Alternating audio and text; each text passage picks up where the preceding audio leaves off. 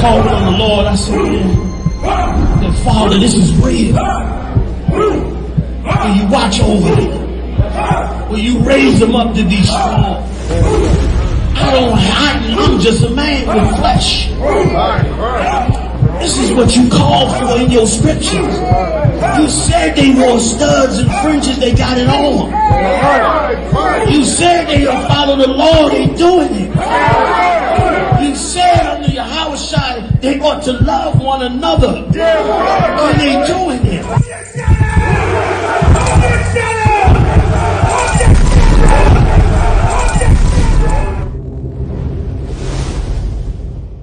Commanding General YAHANNA here, I.S.U.P.K, the original I.S.U.P.K, 1969, body of Christ. Here's what I want to tell you, man. Now, I want you to think about something for a minute. You've been studying the scriptures. You've been watching us on tape. You've been watching all kinds of camps on tape. And as you've been watching and studying, you realize that it's coming to the point where you got to put this into action. That you need to step out there on the street and handle that work. Now, here's what happens to a ton of brothers.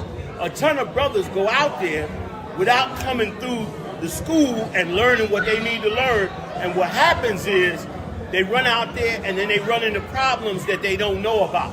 And they try to get them problems answered online and calling brothers and all that, and it creates a bunch of confusion. And in many cases, it eventually chokes the truth. It look like it ain't gonna choke it now because you feeling strong, your energy's up.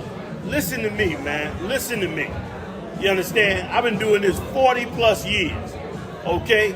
Ask anybody my name. It's going to all be bad, which it's supposed to be. All right? Christ said when they speak all manner of evil against you, that's when you know you're doing this work. Do yourself a favor. Come to the I.S.U.P.K first. Learn from the original school first. Even if you think it's too militant or too this, too that, don't let anything block you from getting the pure knowledge first, straight from I.S.U.P.K. I'm saying this out of love because I'm seeing too many brothers fall.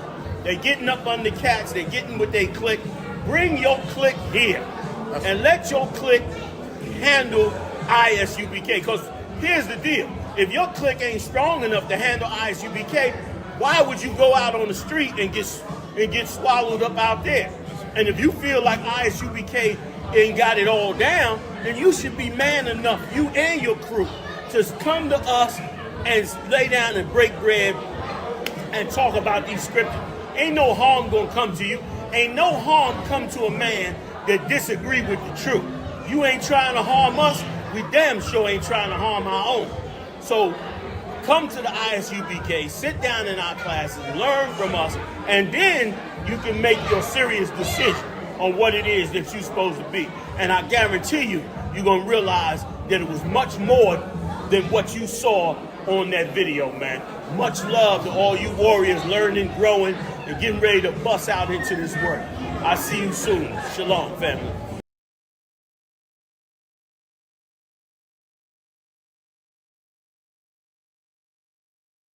All my scamming ass niggas at getting your go, y'all back. Boy, that money sure went up ever since we start putting in white people in the school.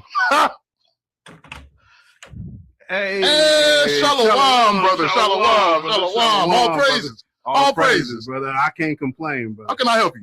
Bro, I was just looking at this video on YouTube. Man, Captain Tazariak, man, he was smoking this Kemet dude, man. Captain Tazariak? You talking about I.S.U.P.K? I.S.U.P.K, man. He killed it, man. He killed it. He was battling a white Christian, man. I mean, he smoked them, man. It's just like the wisdom this brother got, man. Brother. Let me tell you something. I.S.U.P.K ain't got the truth, brother. They teach that salvation is only for blacks and Hispanics. Come on now. Come on. You think God like that? If it's for everybody, then what's the point of having a chosen people of God? Brother, you crazy. Just say it. My wife's calling. Shalom, wife. Hi, my king, my lord, my master. Can I talk to you for a minute? You may. Okay, so I already cleaned the house. I already fed the children. I scrubbed the floors with the toothbrush like you wanted. All And, praises. I just forgot to make your dinner. Can you repeat that? I didn't make you your dinner. But why would you say that though? Why would you want that to happen? Why would you want me to go to your house and beat you to a pulp until you fall asleep, get some ice, wake you back up with ice water, and then put you back to sleep? Why did you just say that? Why would you want me to do that? I didn't say that. I just said I didn't make your dinner. So you said that pretty much you said that you want me to go to the house, beat you in front of the children, wake you up, beat you again, go find your mother, and beat them too. I didn't say that. I just said I didn't make you dinner. I don't know why you are making these why would you want me to do something? That is just, there's something wrong with you in your mind why you would want me to go to the house and impale you. Why do you want me to do this? Okay, I'm gonna make your dinner right now, King. I could have sworn that's what I thought you said. See, something wrong with my ears. I could have sworn you were saying that other stuff. I thought you said that. Okay. Okay, my king. May all your days in the truth be long, and may God bless you. Bitch, fuck the truth, fuck the Israelites, and fuck God. As you were saying, brother. I was just thinking that, you know, maybe I could. I was thinking I would join the I.S.U.P.K. But why would you want me to do something like that? What are you talking about? Why would you say something like that? Why would you want me to go to your mother's house and tie her and the children up and put them in the basement? I didn't say that. That's exactly what you just said just now, brother. You just but why would you want me to do that? Why you got to tell me to do that? I didn't ask for this. That's not what so you said you want me to go to your mother's house, tie her up, tie all of your cousins up, and the children. You said go down and go to your mother's house, tie her up. I didn't say that. Tie everyone up in the house, put them in the basement, I didn't say that. Belligerently torture them for hours and hours and hours and hours. I didn't say that. You didn't say that. You just said that. That's not Wait a minute, go take the organs out. This is what you're talking about. No, that's not what I'm saying. So what exactly are you saying, brother? What I'm saying is, I want to be a part of Genesis. That's exactly what I thought you said. Can I go now?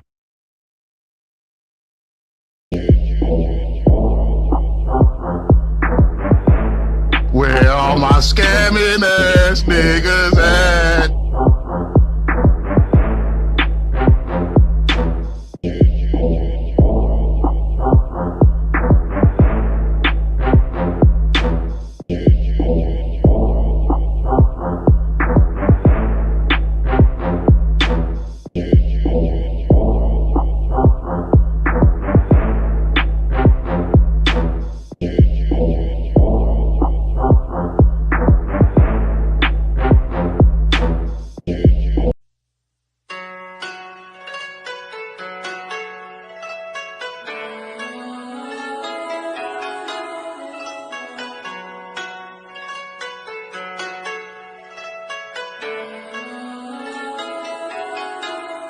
Yeah, Babylon is falling to rise no more. Babylon is falling to rise no more.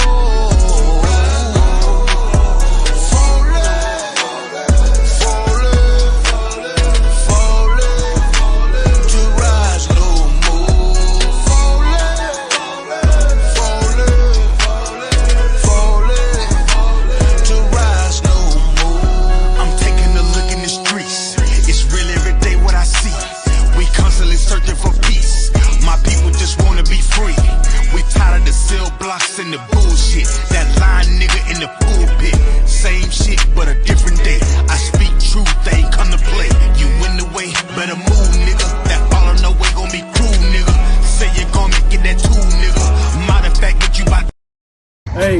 from Israel. It's Nashville, Tennessee.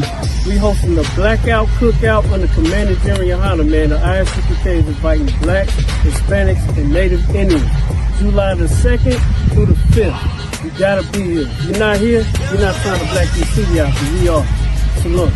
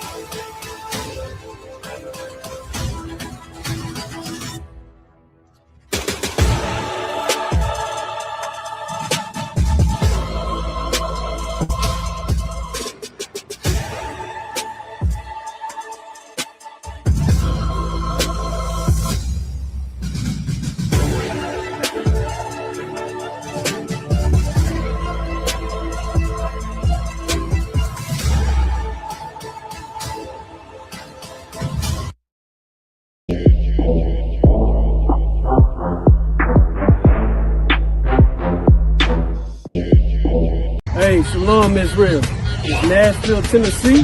We hosting the Blackout Cookout under Commander General YAHANNA, man. The I.S.U.P.K is inviting Blacks, Hispanics, and Native Indians. July the 2nd through the 5th. You gotta be here. If you're not here, you're not trying to black this city out, because we are. Shalom.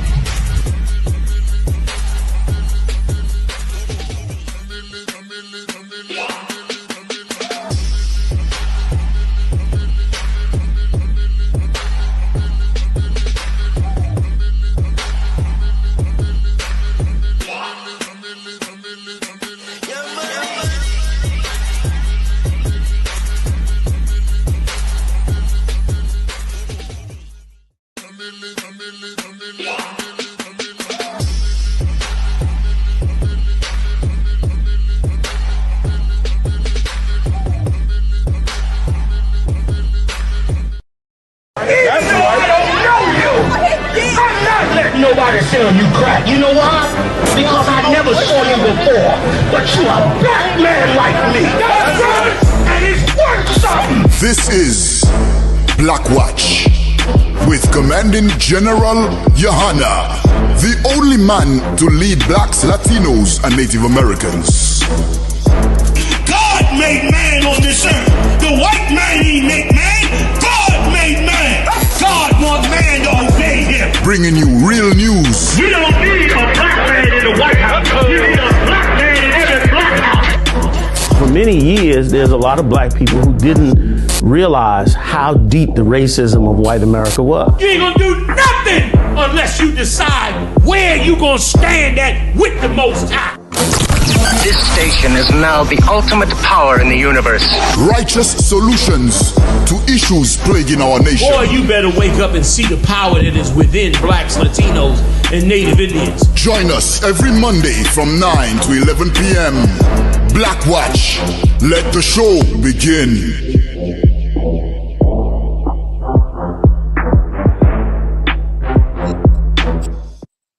We clap it up, clap it up, clap it up, clap it up. Most High in Christ, man. Stand by for Commanding General YAHANNA. We're getting it on in here tonight. As always, we're here with Officer Marah. Give him a hand. Officer Yediah, Officer Mathumyad. We're rocking it out tonight. Listen, Safe the Water to the brothers out in California who did that excellent sketch about the Genesis deacons, brother. Give them a hand out. Those brothers in California are excellent at doing a sketch out. They're outstanding at doing that, brother. They got comedic timing. They're like comedic actors. You're doing an excellent job, and that's a hilarious sketch that the brothers did on the Sakari deacons. All right, good job, Warrior. We'll do this. We don't have General Mayak yet, correct? We'll keep going. Let's do the first story, please. Khan, Chicago man risked his life to go into a burning building to alert everyone to get out. Break it down. You got video, sir. Please.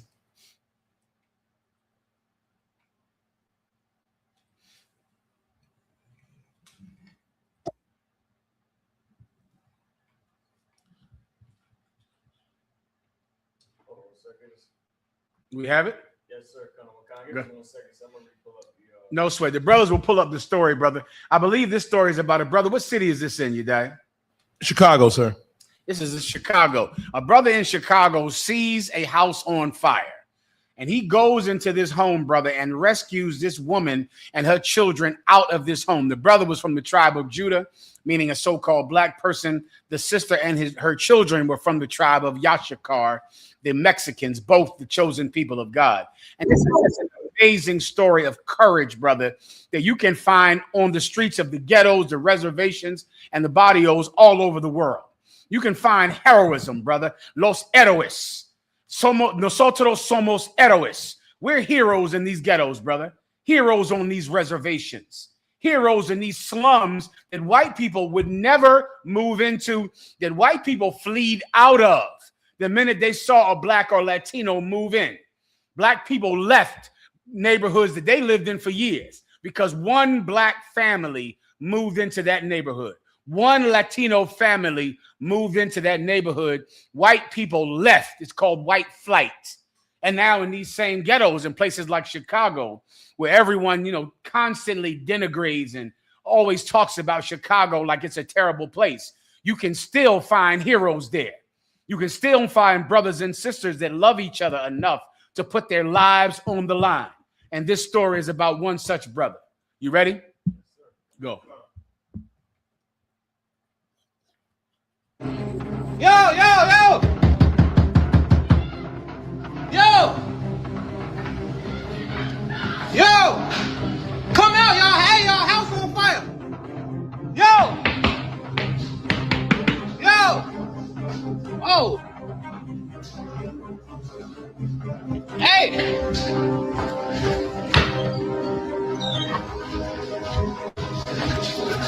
Oh! Shorty! Oh!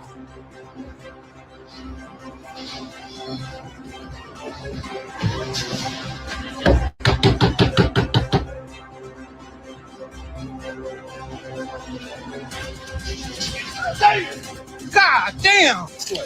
That's firing off like fireworks, son.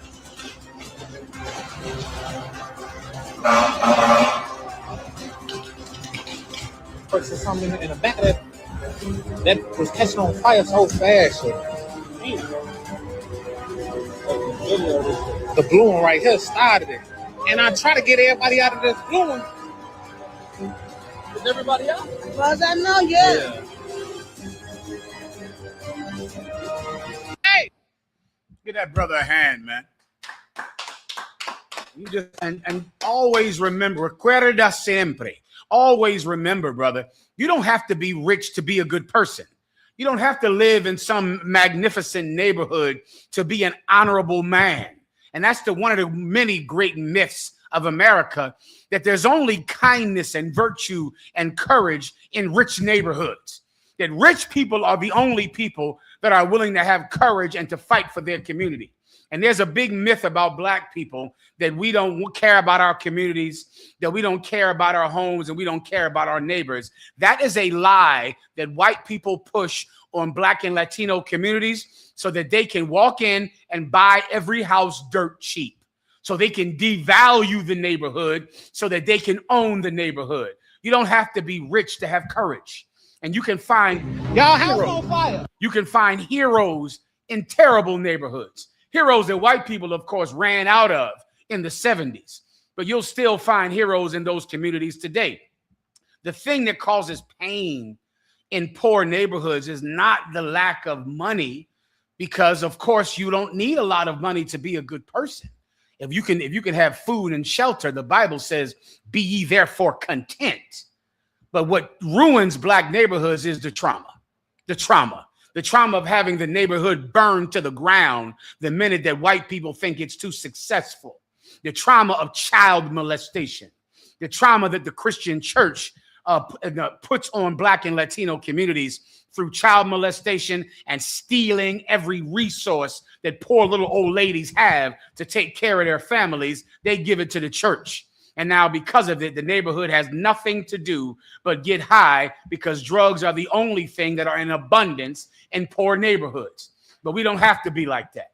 We can be in a poor neighborhood and we can be good people. And there are so many brothers and sisters that live in poverty, and they're making it every day. They're getting up and they're taking care of their children, and they're taking care of one another. And whatever little bit they have left, they're giving it to their neighbor down the street.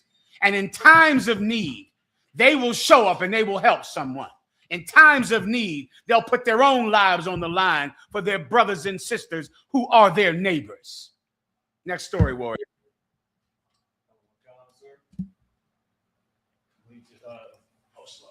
I believe General Mayak just came in. Oh, General Mayak, you there?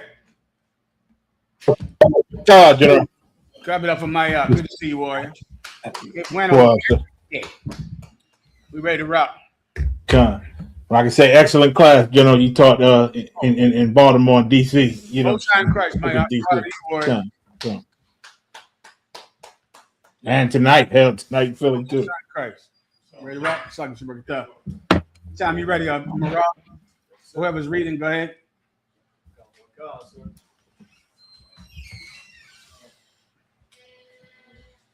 One second.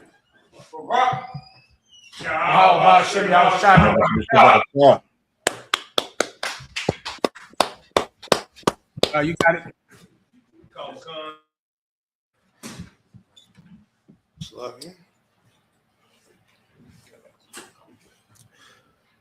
I will kill you. I don't give a damn. Boston couple hurls racial slurs and a fence at patio diners, then hoses them down with water. Now they must pay the price. You have video on this? If not, just break the story down, please.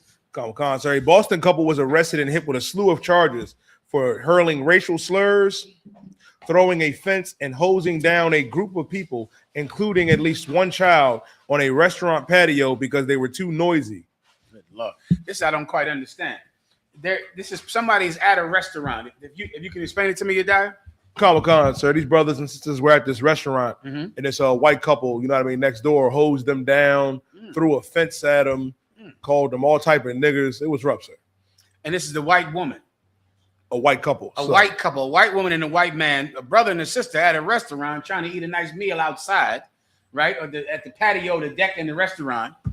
And the white couple believes they're being too loud, and they go and hose them down like 1963 and throw a fence and threw some type of metal fence at the brother and the sister eating brunch or lunch or something like that. I hope all of these stories, right?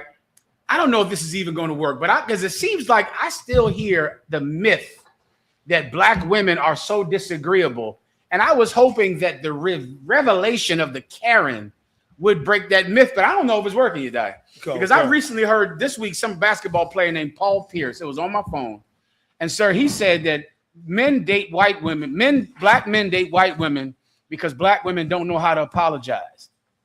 And that is such an old lie, like a trope, like black women are the ones that argue. Black women are the ones that are disagreeable. But then I got my phone and I've seen Karens get you locked up and arrested and complain about the dog being off the leash or noise or you jogging somewhere. I would hope that people would say, well, isn't that disagreeable, docile white woman that's sending you to jail because you're jogging or your house paint is the wrong color or you're sitting on the car outside of her neighborhood? Is this agreeable woman that I have to idolize as the woman that I wish all black women could be like? This docile white woman who, if you make too much noise in her neighborhood, she is going to hose you down like Bull Connor in 1963, Alabama.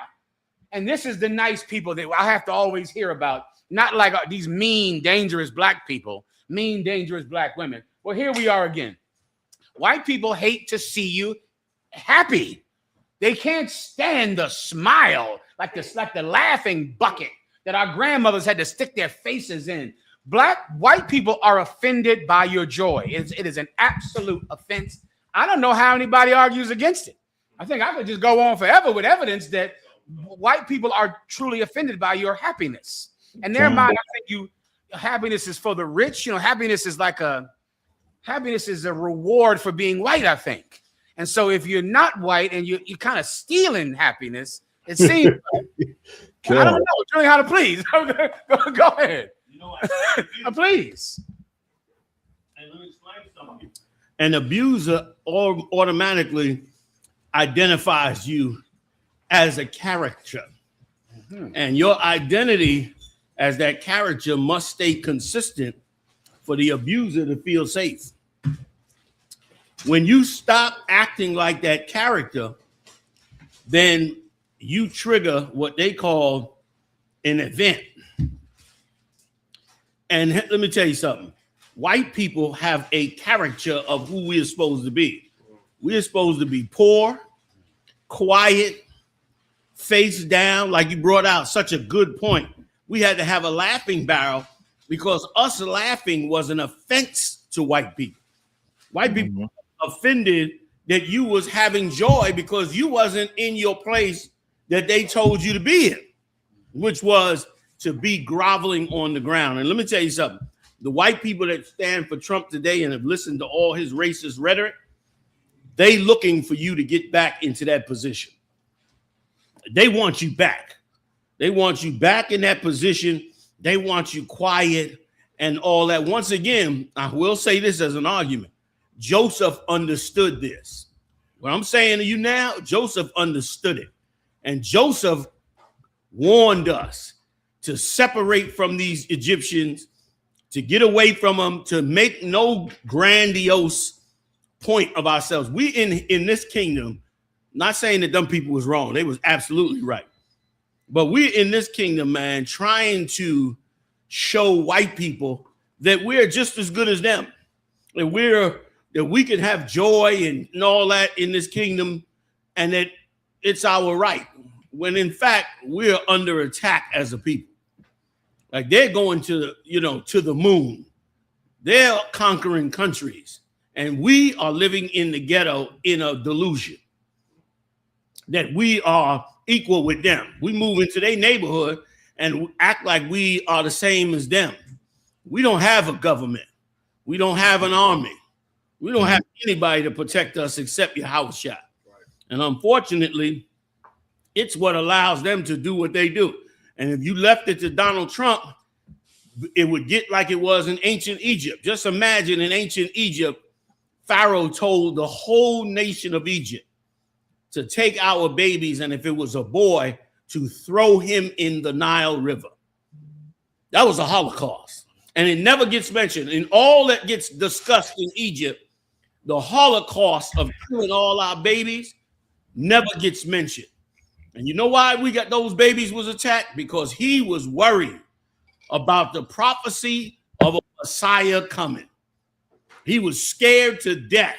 And that is what white people are. They're scared to death that you will surpass them, which you would. Blacks, Latinos, Native Indians, he is horrified of it.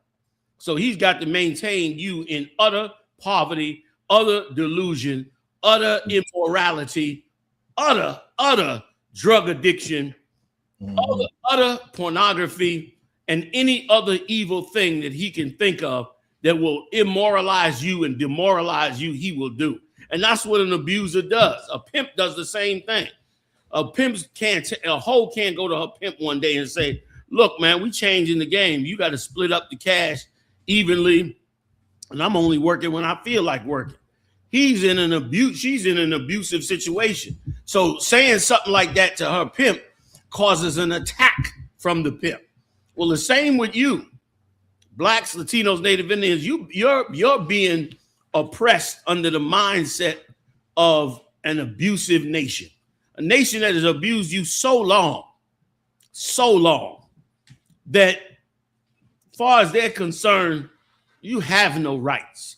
You don't deserve to live. That's why they be talking about to get rid of the undesirables and the deplorables. Because to them, you are nothing and can never be nothing. And it's so amazing because when I went to study about abuse, right?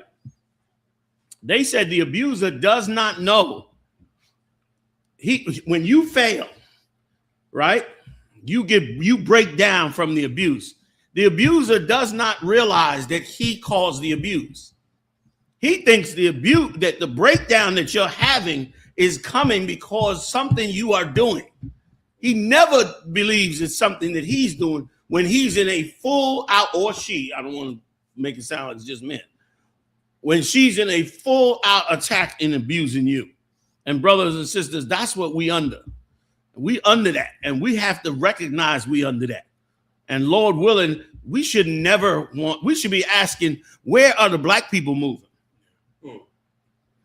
You know what I mean? We should be asking, where is the land that what is the land that we bought legitimately to start? A few black people tried it.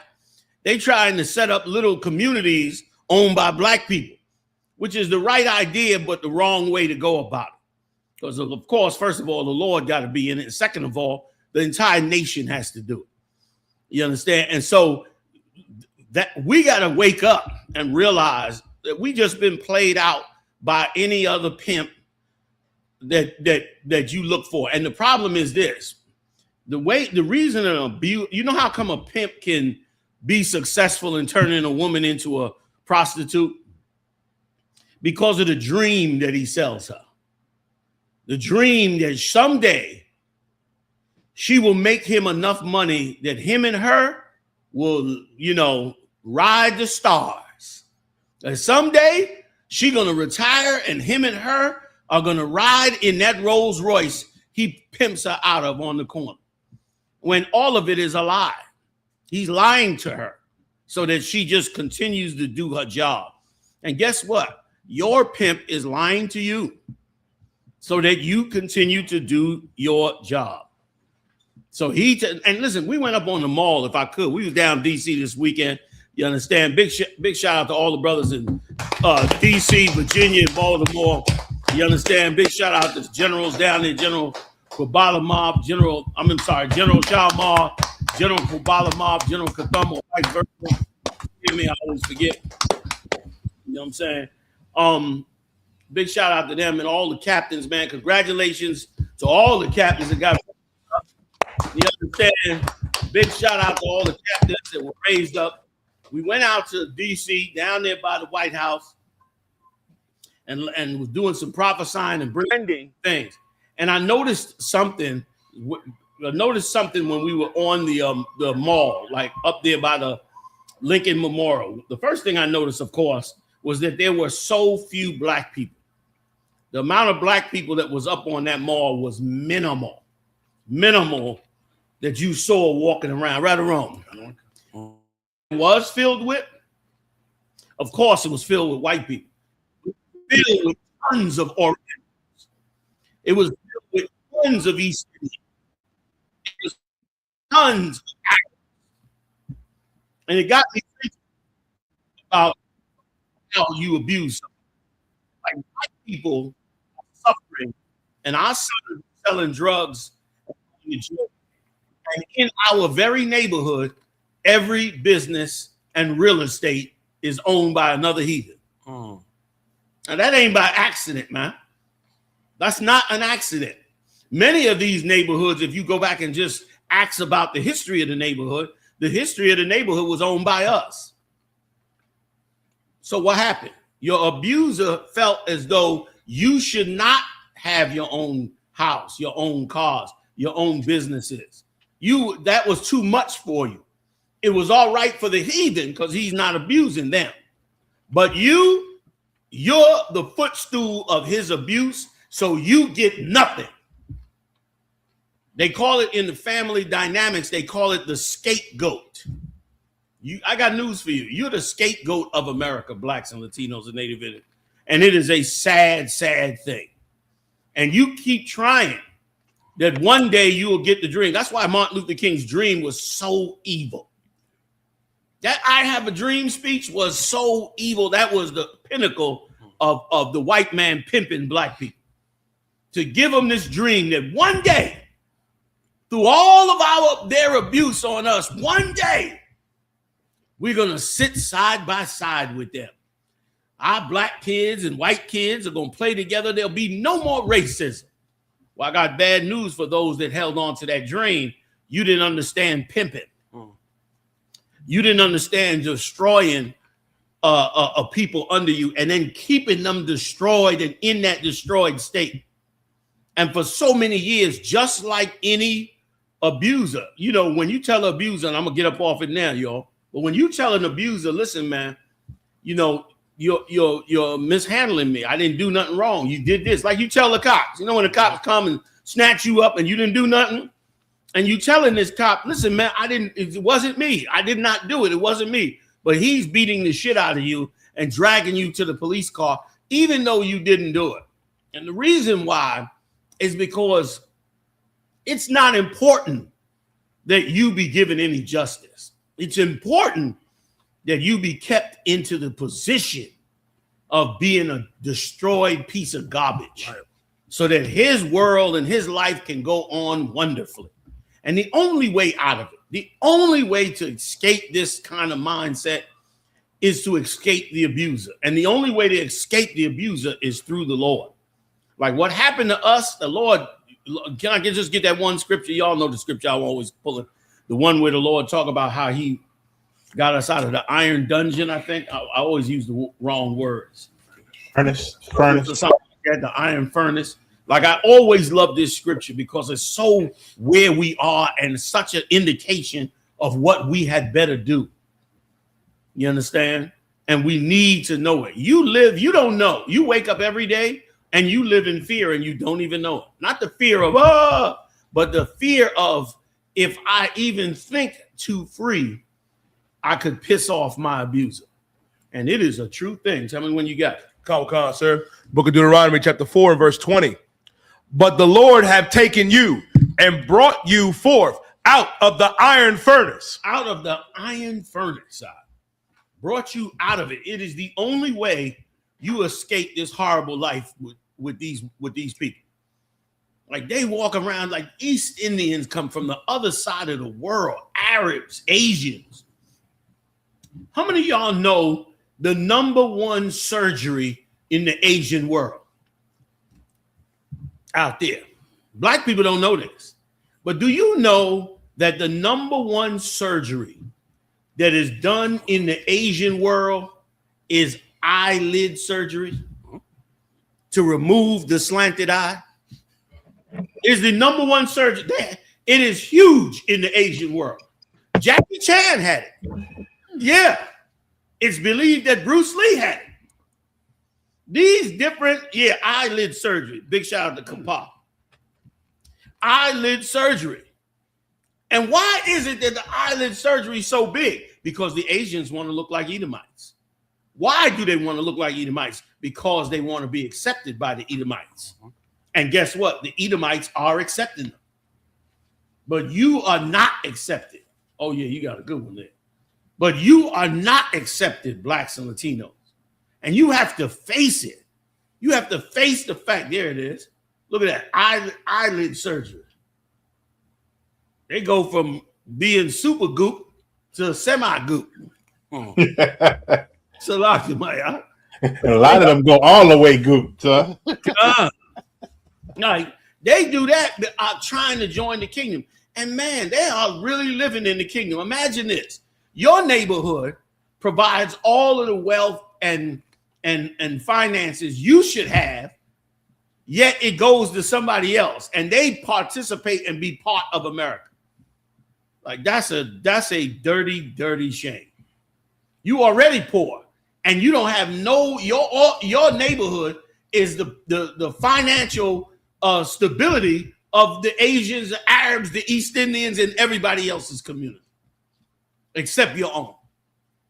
Like, this is horrible work. And that's why that Edomite felt comfortable throwing that water hose over the fence and spraying them black people away like they were roaches.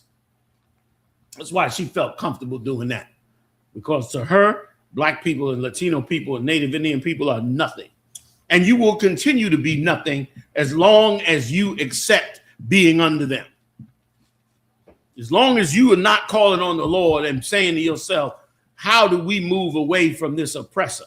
Like in 2026, we still seeing these oppressive things done and never seeing politicians do anything about it. Right. You got that scripture? Did you already read it? The first part of it, sir. Go ahead, finish it. Salah. Deuteronomy chapter 4 and verse 20 in the middle. And brought you forth out of the iron furnace, even out of Egypt, to be unto him a people of inheritance, as ye are this day. Can you just read it for me one more time? Salah. Sir. The book of Deuteronomy chapter 4 and verse 20. But the Lord have taken you and brought you forth out of the iron furnace. And I've been trying to say this. I've been saying this for 40 years. The Bible is a blueprint on how to get out of captivity. And it is the one blueprint that nobody uses. Everybody got an idea of how to get out of here from some other god or some military action or marching somewhere with guns, all kind of stupid shit. I say stupid because, guns is nice, but coming up against a nuclear bomb is, asinine. So why not find another way? There's a better way. And that better way is following a black man by the name of Jesus Christ, who culminated all of the ways to get out of captivity, one of which we're reading right now. And Lord knows you better get out of this captivity, because when he starts to go down, like any abuser, when they start to go down, the last thing they want is the people they've been abusing to come up. You know what I mean? Right. Like if I go down, y'all go down with me. Right. Listen, the Egyptians were such abusers that when the Pharaoh died, they killed off all his staff and buried the staff with him. I could not believe it when I went over there. You go inside his tomb, he got 60, 70 people bodies in the tomb with him. And they talk about so in the afterlife he could have his cook, his you know what I'm saying? The cat that run his yacht, you know what I'm saying? And even animals. Like if he had like 10 falcons, they'd kill the falcons and mummify the falcons and put them in the with him too. Then give him food and some fruit and a couple things to drink for him. Like he was like, this goodness could never end. You are a slave 450 years, but the goodness, he got to take his goodness to the next life. That was insanity. And the life is insanity. Go ahead, General Salaki. And General, when you said that, you remind me of this current administration, how he takes over. He got rid of all of the old administration's people, got rid of them. Now he ain't physically, bury them like they did, but he buried them, right? In another sense, and brought on his people. That sounds pretty much like Pharaoh did back then. Got rid of the old Pharaoh's people and got people loyal to him, to run his new system. Right. I yield, sir. So true. That is so true. What you say is exactly what he did, and they doing what Pharaoh did, trying to erect monuments to themselves. The arch, the stadium. Like he's gonna turn Washington into a real zoo. He's gonna have UFC fighters all up in Washington, all ego tripping about how bad I could imagine. Wait till you see it. You heard Dana White on the interview. Dana White said they start shooting.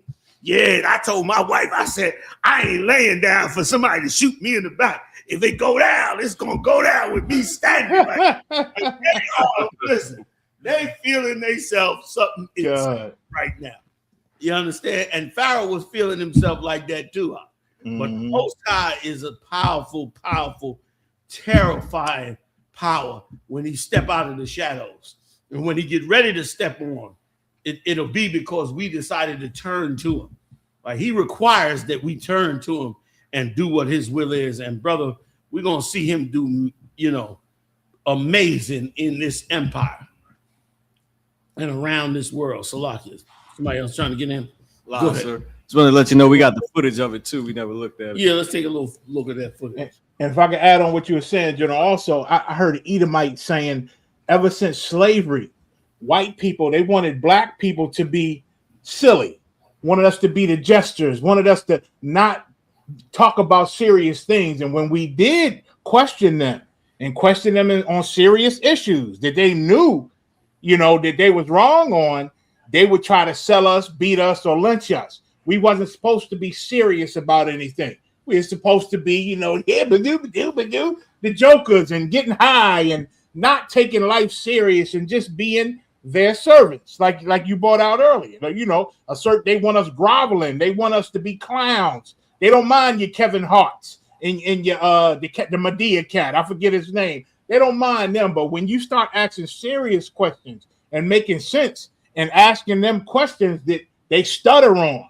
that they can't quite put together, and seeing that, oh my God, they didn't figure out how we doing things, it is an ultimate threat. It is the ultimate threat for them. That's why they got Edomites so scared, sir, that they training now because they see that, the UPK is asking serious questions that other people are waking up to. It blew my mind the other day. I saw regular sisters, sir, normal sisters. They asked the sisters, do you think oppression against black women was worse than oppression against black people, period? And they both said, well, black people, they used to eat us. They used to make books out of our skin, shoes out of our skin. They used to eat us. And I said, oh my God, I didn't know they was getting it. They're starting to get it. So they don't like no serious questions and that's why they're getting rid of the whole DEI. They trying to get rid of all that because serious questions from their slaves rocks their empire. And you touching on it, and they don't want that. I yield to you, sir. Slocky. Listen, Mike, let me tell you, what you said should be a breath of fresh air. And you know what else too, Mike? You said that I noticed that we say regularly that black people do not say. And that is, we refer to ourselves as their slaves. And black people will not dare refer to us as their slaves. And we so should. We so should say we are their slaves. Because if you can say it, you can reject it. And if you can reject it, you can start walking towards ending it. But if you gotta lie to yourself to believe you're not a slave in this kingdom, then you're fooling yourself and walking yourself to a slow destruction. Go ahead, Murad Salaki. Salaki, so it's the piggyback. That's what battered women do when they get abused. They start to tell themselves, no, he loved me. Like they try to bring themselves into it. I forget, ain't that called like a Stockholm syndrome or something like that? Exactly. Yeah, that's what victims do when they get abused. So. That's such a dang. You done saw in the mind of Jake. That's a true statement. And a statement, man, is we should face it. We are slaves. We really could have went on the mall. It would have been nice if we went on the mall all with T-shirts of we are the slaves. But they would have had to face the guilt of what they've done to us. And they don't ever want to do that. Salaki, I yield. Footage. Come. Look at that shit there.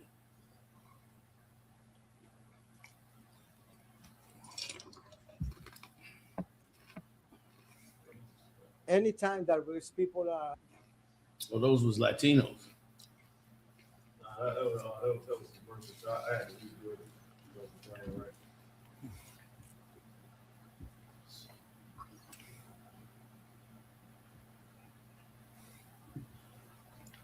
Anytime that those people are talking here outside, inside, or whatever, they call the police. They said that there is a lot of noise. There's no music. There was a family having lunch. Basically, it was nothing else. But they don't like us, so they start offending my customer. I think that was his restaurant. So. Right. Really, they want his restaurant to shut down. They want him to be out of business. And there are probably some devils that came from somewhere and came and starting to buy up cheap property in Latino areas. Like, why would you buy a house next to a restaurant and expect it to be quiet? It's a goddamn restaurant. People go to sit out and eat and talk and laugh and joke, but not for Esau.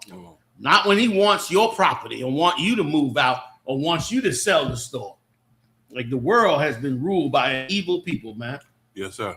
You know, man, Anton One West, you got it right. He said our slavery is like a badge of, let me get it right, a badge of honor for us Israelites. It is. You know, man. Esau shouldn't get away with lying about life is good to us. It's been good for us. That's what these stupid politicians be talking about. Like that dumb drunk that they had as a presidential candidate that got up there and said, when we invest in clean air and we invest in the depopulation, you mean life is going to be better for all of us. Rotten ass people, man. You know what I'm saying? So I yield. Come on. Where we going? Khan, France requests emergency UN meeting amid the Israeli advance in Lebanon. Go ahead. Khan, France has requested an emergency meeting with the United Nations Security Council after Israeli forces seized the medieval Bedford Castle in Lebanon, the French foreign minister said Sunday. Go ahead. Khan, I have requested an emergency meeting of the United Nations Security Council because while we recognize Israel's right, like that of all countries, to self-defense, nothing can justify the continuation of Israeli military operations in Lebanon and its even deeper occupation of the Lebanese territory, French foreign. Israeli Prime Minister Benjamin Netanyahu vowed to push deeper into Lebanon after his military took over the medieval castle of Belfort on Sunday, calling it a dramatic shift in the campaign against Hezbollah. The Iran-backed militant group said on Sunday it's targeted Israeli army positions and infrastructure in SHALAM and Nahariya in northern Israel, while air raid sirens blared in the Accra area.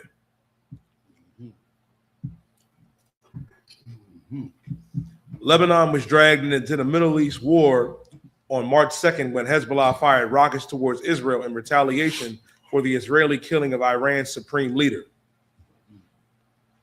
A truce to halt the fighting between Israel and Hezbollah began on April 17th, but has never been observed. Both sides accuse each other of daily violating the ceasefire to justify their attacks by the other's alleged breaches. You know, man, here we go. They're giving France an out. France is going to take an out, like the scriptures said they would, and turn against the rest of the whole war. Everybody knows that they shouldn't be going this far into Lebanon. They're not trying to defend themselves. They're trying to take over the entire Middle East, Syria, Lebanon, all of it. They'll be sitting on Turkey's border after a while if given enough time to do so. And the Israelis are the most aggressive sets of armies I've ever seen on this earth since World War II. You know what I mean? Like them cats there, they just want they want it all, and they ain't even in the mindset to consider stopping. Like I don't see even the Iranians negotiating with them. Like the Iranians are negotiating with the United States, but they ain't even negotiating with the Israelis. You know what I mean? You know what I mean? But it's happening. You know what I mean? I see you, Zeke Jackson. I see what you're saying, but you see it turning. It's turning, baby. You going? It don't look like it would go that way, but oh yeah. And let me tell you why it never seems like that could happen. Because we have a very big misconception about the loyalties of these different countries. These countries are not loyal to each other. These alliances are just deterrents. France will wake up tomorrow and start building nuclear weapons and massing up their army like ever before and making their own decisions. They Edomites too. They're a family of Edomites. So keep watching.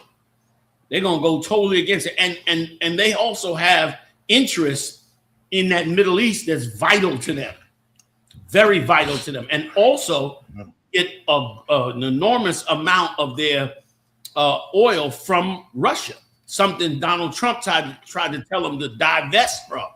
Donald Trump was like, y'all need to divest from putting all this money into, spending all this money with Russia. But France felt like they couldn't do it, so they didn't move on it right away. So as a result, Russia's putting pressure on them, and they're feeling the pressure of what the Israelis are doing in Lebanon because, of course, Russia is in alliance with Iran. So, in essence, you already seeing them turn the channel. They're calling for the merger. Like, why isn't America calling for it? Why isn't America telling the Israelis, yo, you can't go no further? You got to stop right there. So, this is all about to happen. And it's going to be an amazing, amazing biblical prophecy. It's an amazing walk into the Third World War. You know what I mean? I hasten the day that the Lord walks us into that Third World War, because Lord knows it's going to be glorious. Cool. And it ain't hard to understand, sir, because just like Trump and those Republicans around him, a lot of them Republicans around Trump, they can't stand him. They can't wait till he's gone. Yep. And they always talk anonymously to the media about how much they can't stand him. They got one of the Republicans right under him calling them stupid. So this is the stupidest president we ever had. But they don't name him because it's anonymous. They can't stand him, but they gotta just to delay, like you said, General, just to delay and have some time until they can strike and feel confident about them striking against him, they got to play the game and act like with him. That's all France is doing. That's all a lot of these countries are doing. When they see the right time where they think they could step up and let their true feelings be known and still be strong after that, they're going to move on. No, Swaka, go ahead, General. I didn't mean No, I yield, General. I yield. Go ahead, please finish. I was done. That's what I wanted to bring up. Okay. Can I just add one tidbit? Okay. The entire Europe turned against Trump when he asked for help. Yep. Remember, he asked for help to go down in there, right? Okay. And they said, hell no, you didn't consult with us first. We can go in there. Now, remember, he remembers that, and they remember that. So they already, you know what I mean? Zeke, you could tell, you could, you know what I mean? I know you see it, that they already broke away to a certain degree. Now, if stuff start going the way it's going, keep going the way it's going, oh, you're going to see some real alliances break. Yeah. If he don't keep that oil, I don't know what he did, but he got them oil prices down low. Oil prices, them barrels is down to $90 a barrel. Like, I got to give it to him. He did a businessman move and it worked. He got them barrels down to $90 a barrel. But if they keep this up for another month or so, it's going to be a mess across this world. Good. It's going to be an absolute mess across this world, especially for food. So let's see. And I forgot, General, you may remember, you're right. Trump did say, he said those who didn't answer when he called for NATO to help, he said he ain't going to forget it. He said that. And they heard him, and they ain't going to forget either. That's what he don't know. He don't know he the only one that won't forget. You know what I'm saying? And going to remember and get some vengeance. He ain't the only one. He ain't the only one. You're right. Yeah. And let me tell you, and France just made an alliance. Who did France just make an alliance with? Oh man, if I could find that story where France just made an alliance. Anybody got in their stores? It came up in my feed. I said, look at this here. You know what I mean? Here's another one that's on. I'm just popping these off the top. It says Canada faces trade review deadline. So Canada got a deadline from Trump to review this trade that he's calling for. Now, if they don't comply, who knows what he might do? The alliances are breaking because the Lord is breaking them so they can go ahead and jump themselves right into this war. You know what I mean? Like they can go ahead and get involved. You know what I mean? Now check this out. Add something else to the mix. While they acting like this will never happen, Japan defends their record military budget. Remember, Japan had a non-aggression treaty to not become aggressive. Now they got a budget that's the highest they've ever had for military weaponry and power. Man, same with Germany. Germany building back their military as well.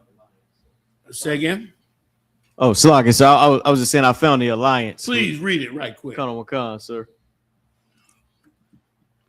Recently, Slocky, France recently expanded its European defense and nuclear deterrence initiative to include Norway.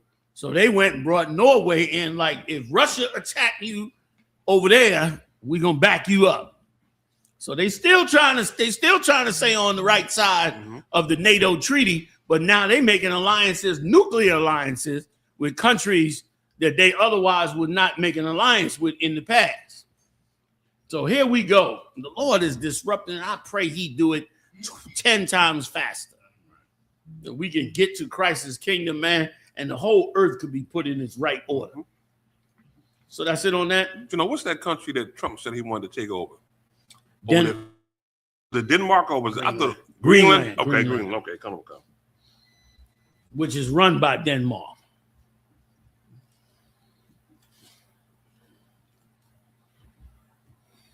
I wouldn't mind visiting this other story too about these fake Israelites, because there's something in that story that I think has to be revealed. What'd you say? Right.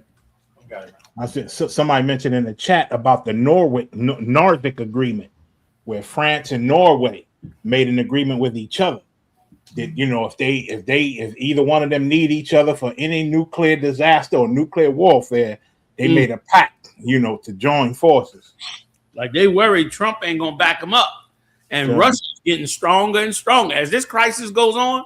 Russia and China getting stronger and stronger. Russia getting they oil right out the mountains from them. They running them barrels right up into the mountains, and Russia's getting them, and in return, Russia's bringing drones all the way in over the mountains down into Iran. So Iran ain't losing, and Russia's not losing.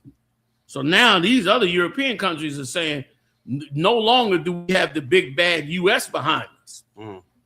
We on our own. So they got to make their own alliances to try to survive. Go ahead, Morocco. Colonel Wakan, so I'll read more.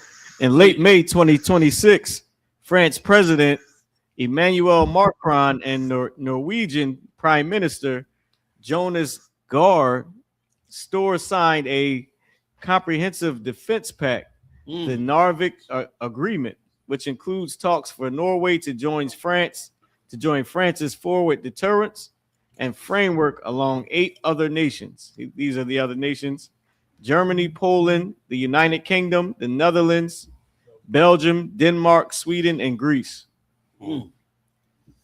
It's on now. Okay. Them alliance. They called it a European nuclear deterrence. Which means they're gonna set up their own deterrence. They own, they're gonna team up themselves. Since they already know the US ain't going with them. They're gonna get their own game going. Excuse me. And Jerome had a good point. He said low gas prices for the midterm elections only.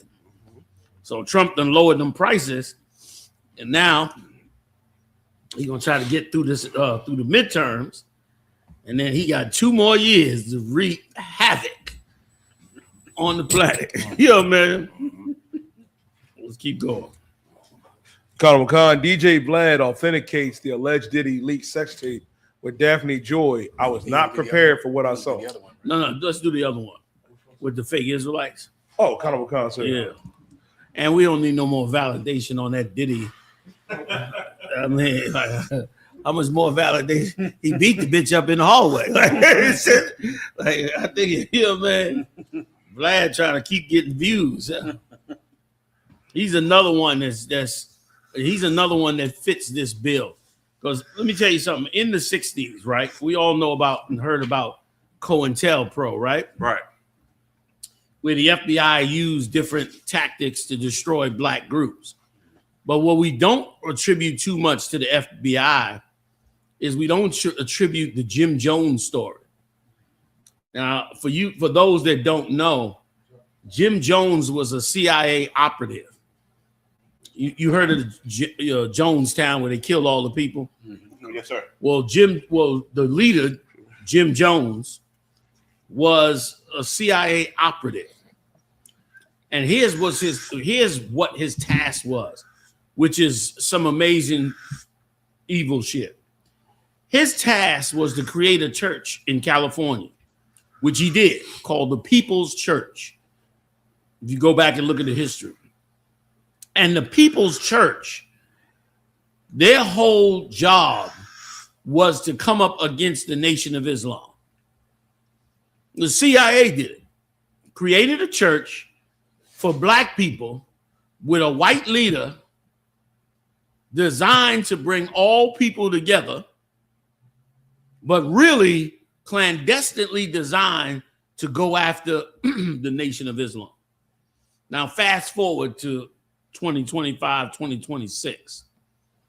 About 2023, 2024 is when you first started hearing about these fake Israelite groups, really hearing about them. But ask yourself a question. Is it possible that the FBI could be running COINTELPRO a second time using fake Israelites? Yeah. When they set up the People's Church, they used pimps, hoes, drug dealers, and even murderers as assets to further the agenda. Now, here we are finding out about these groups. And these groups seem to always be, led when it comes out by some ex-gang member or some ex-cat claiming to have been a pimp in the past. And as these things start coming out about these groups, they starting to look very much like, whether they know it or not, they're being used by the FBI or some other agency to create a fake Israelite group to attempt to destroy the main Israelite group, the I.S.U.P.K. Right. And that's exactly what they did in the 60s. That's right. You know what I'm saying? So if you're an Israelite and you learning the truth and you considering coming in to be taught or to do the work of a prophet, you had better be very careful. You should be very careful of joining these groups with people that have no pedigree in the work, that have no history of doing this. Because you very well may be a part of an organization that was created just to demoralize the Israelite world, just to make the Israelite world more hated, more adverse. And that's exactly what they did in the 60s. So I would not put it past them to try it again. And something else too, you know, where did all the pimps go? First of all, let me give you some background. As you know, in the 60s, in the late 60s, black people fought for civil rights and all the different civil rights, right? So black people got all the civil rights. And then what happened in the 70s? All of a sudden in the late 60s, the early 70s, was a humongous influx of drugs in the black and Latino community. Right. That drugs that came into the black and Latino community demoralized us as a people. So what happened? Our women began to become prostitutes for their drugs. Our men began to become pimps for those drugs. Now, they went through all the 70s with those drugs. Then in the 80s, the CIA brought in the crack cocaine. Your pa, you know where I'm going, your pa. Your pa know where I'm going. What happened to all the pimps after the 80s? I'll tell you what happened. They all entered churches. And many of those churches were run by the same COINTELPRO agencies that ran them back in the 60s and 70s. This was just a continuation. They said, okay, some of them going to come off of drugs. So what we'll do is we'll now set up churches as the place of love and rehabilitation and starting over and having a new life, but it'll just be another iteration of what we've been doing before. And a lot of you got to be careful, because the same drug dealers that work for different agencies and fake cops and all of that, those cats are being told to create Israelite groups, just like those drug dealers and pimps were being told by their handlers to open up a church.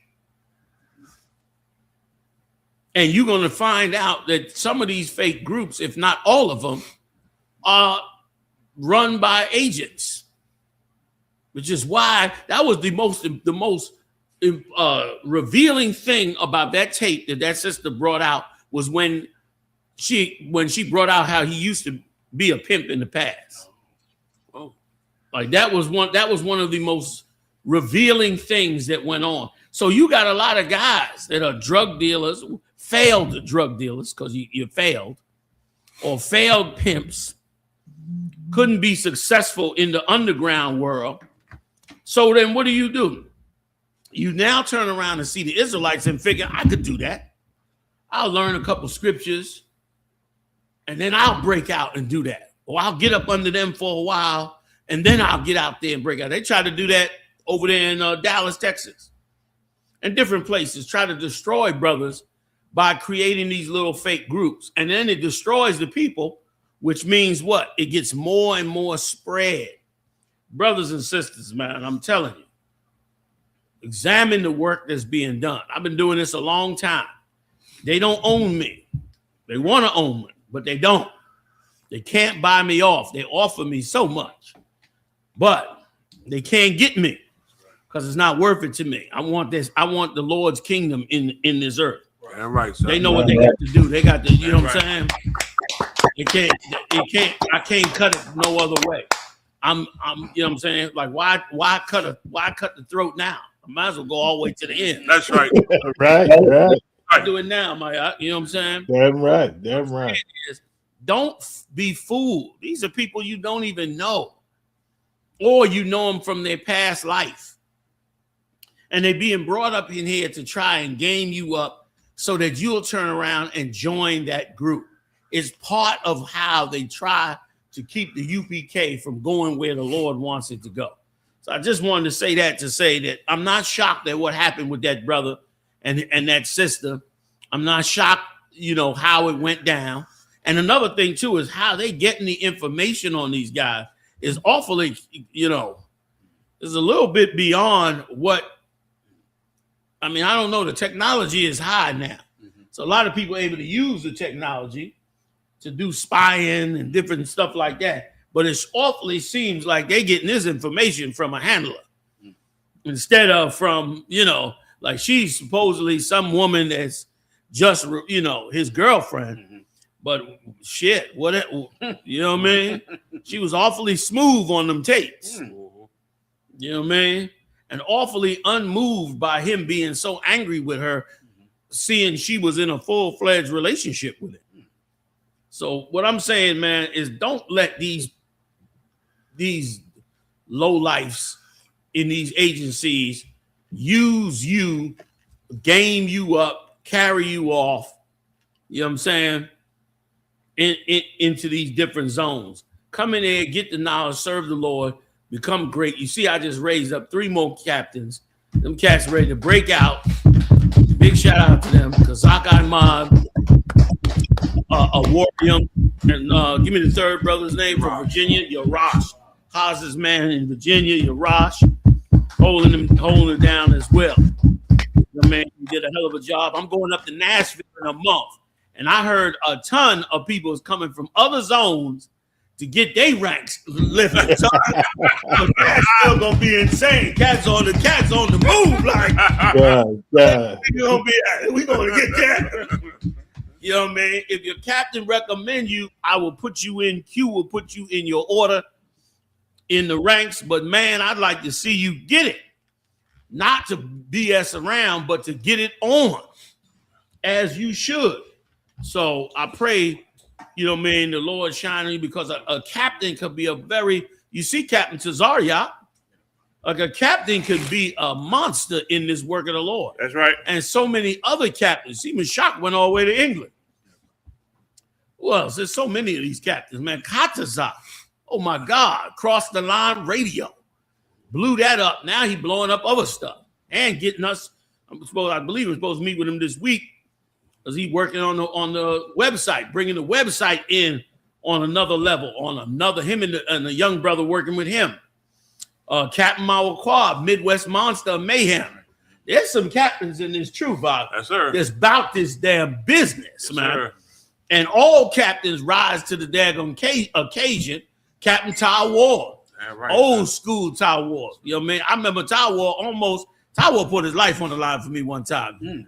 I mean, probably been more than one time, but there was one particular time. I ain't gonna tell the story tonight, but I will one day tell the story. Captain Ty Ward got, you know what I mean? That brother got heart.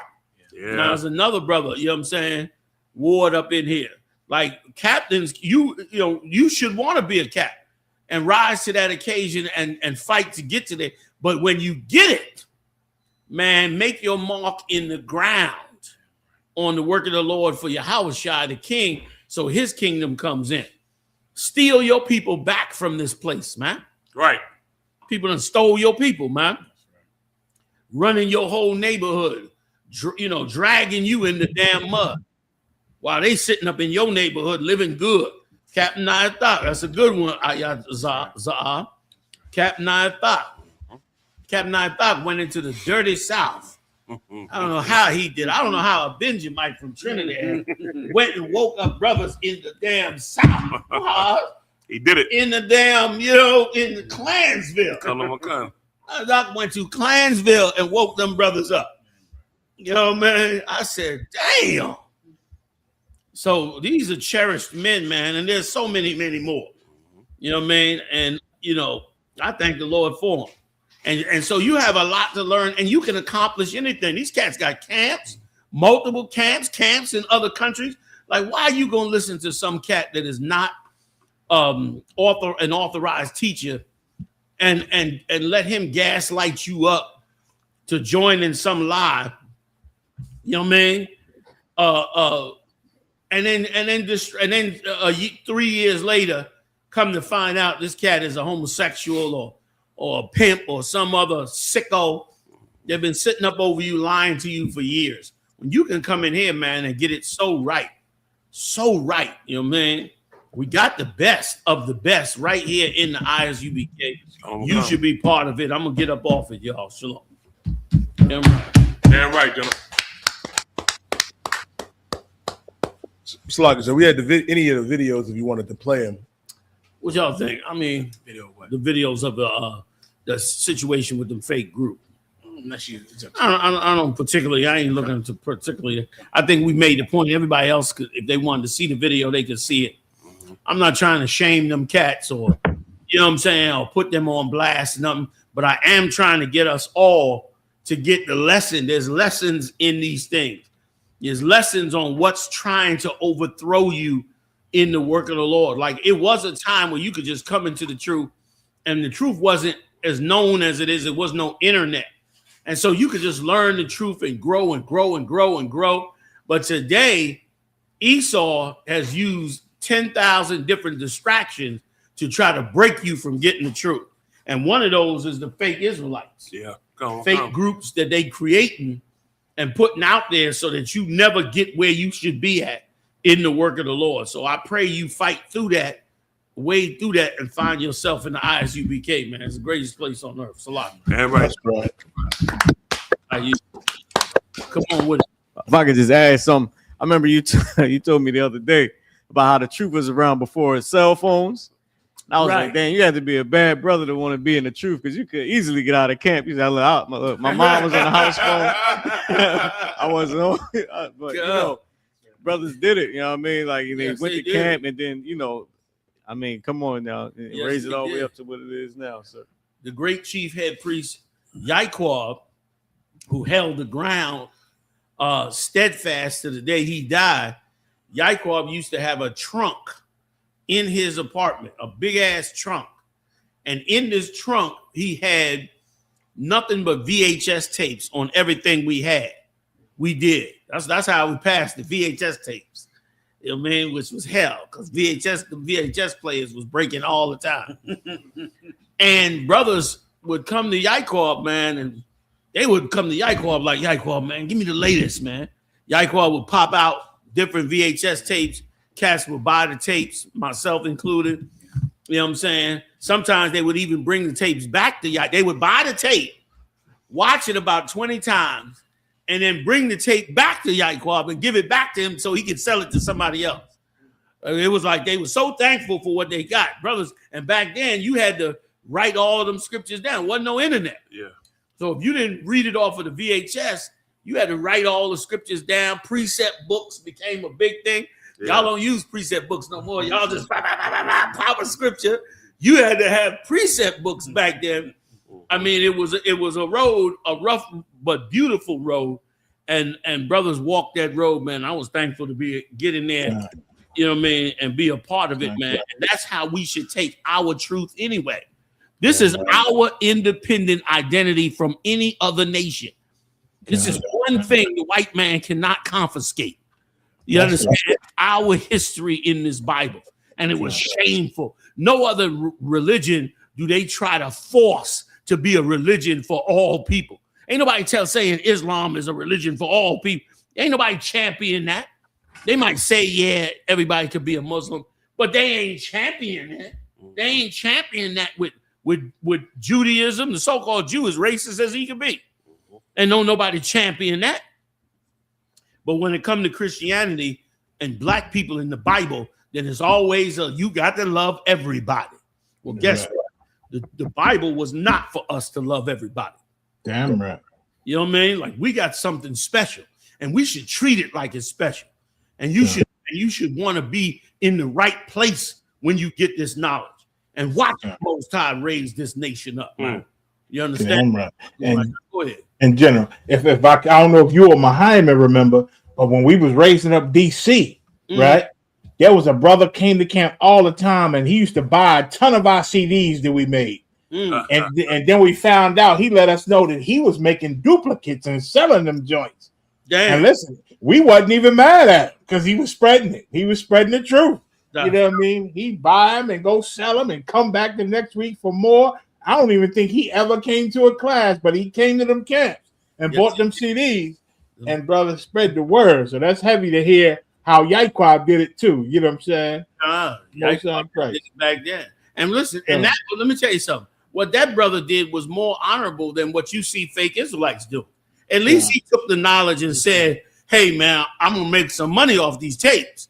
But at least he didn't go try to create a fake organization and sell them tapes. Right. You know what I'm saying? A fake organization, get a few people in there and then try to pimp them out for all the tithes and whatever else, double tithes and all this old bullshit they coming up with. At least they didn't do that. At least they turned around and said, look, what these cats got is heavy. I'm not going to mess with it, but I know he'll make money. And you can't be mad at them. They, especially back then during the bootleg days, they was bootlegging movies like it was going out of style. Right. So you couldn't be mad at them for taking the knowledge that we was teaching on tape and getting it out there. You know what I'm saying? By turning it into a business. Damn near like they were subcontractors. You know what I'm saying? For the truth. But at least they ain't try to change it. You know what I'm saying? Come on. Right or wrong, Maya? Yes, sir. You're right, sir. Cut it one gun. Most high in Christ. You mean? I yield. Khan, sir.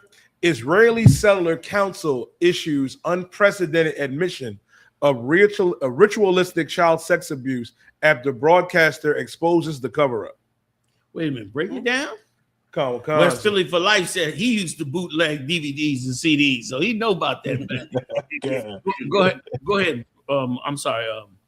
You died, please. Khan, sir. It's the first public admission of ritualistic child abuse in Israel's religious Zionist sector sparks national reckoning. The Gus Zion Regional Council in the Israeli-occupied West Bank has publicly admitted that ritualistic sexual abuse of children occurred within its communities, a confession that marked the first time a governing body in the Israel's religious Zionist sector has broken ranks within years of denial. So come to find out that they do sexual assault on children and have admitted it, which also goes back to the tunnel they found in Brooklyn. Yeah, where they found the mattresses and the baby chair and was wondering why this was in a tunnel. Yeah. I mean, amazingly evil people, Bob. Like, you're going to have a governing body that's watching over and regulating their child molestation. Yeah. Did they call it child molestation or child rape? What did they say it was?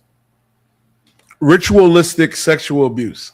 Ritualistic sexual abuse. That means not only are they molesting the children, but there's a religious aspect. This is service. Yeah, this is like somehow religious in base. Like the when they taken, sir? The Catholics? No, the circumcision part with the wine. They speak the wine in the mouth and start, I mean, come on, it's crazy. In any religious, there's blood involved. Anytime they go religious, there's some type of blood involved in this whole practice. Dang. I ain't thinking about Slugger real quick. I ain't thinking about that, Maya. Don't tell me they sacrificing these babies. Shit. That's gonna be insane. Salaki, General. Sir, they said ritualistic, so this ain't just child rape.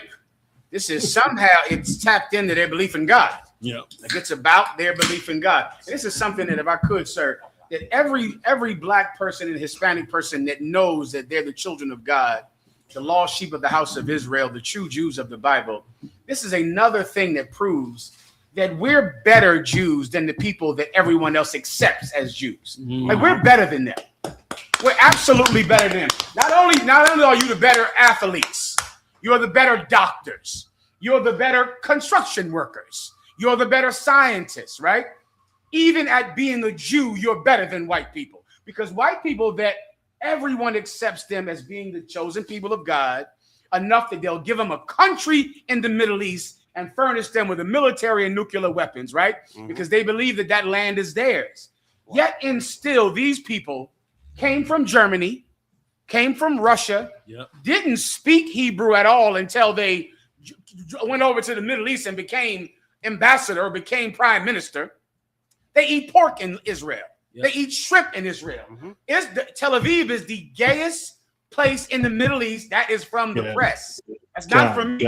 That's from the press. It is the gayest country in the Middle East. And yet and still these people are accepted as the children of God.